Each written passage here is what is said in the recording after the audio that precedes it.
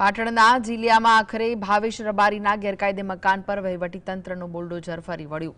ગૌચરની જમીન પર અત્યાધુનિક સુવિધાઓ સાથે બનાવાયેલું 2 માળનું આલિશાન ફાર્મ હાઉસ માત્ર 72 કલાકમાં જમીનદોસ્ત કરી દેવામાં આવ્યું। અગાઉ મનીષ રાઠોડ નામના વ્યક્તિ સાથે મારપીટ અને ઉઘરાણીના કેસમાં થયેલી અરજી બાદ ચાણસ્મા તંત્ર એક્શનમાં આવ્યું હતું।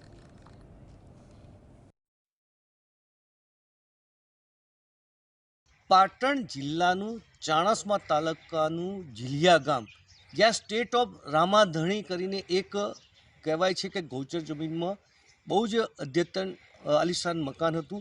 એનો પહેલાં તો કાટમાળ બતાવું દર્શકો। જે આ કાટમાળ દેખાઈ રહ્યો છે એ કાટમાળને જે કહેવાય છે કે એક અદ્યતન આલિશાન મકાન અહીં હતું।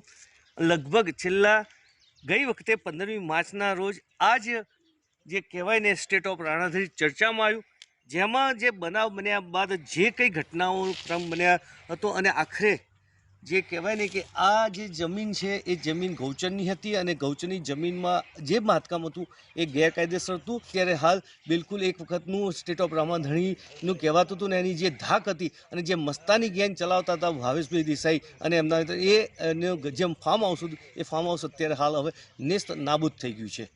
અલ્કેશ પંડ્યા, GSTV, પાટણ।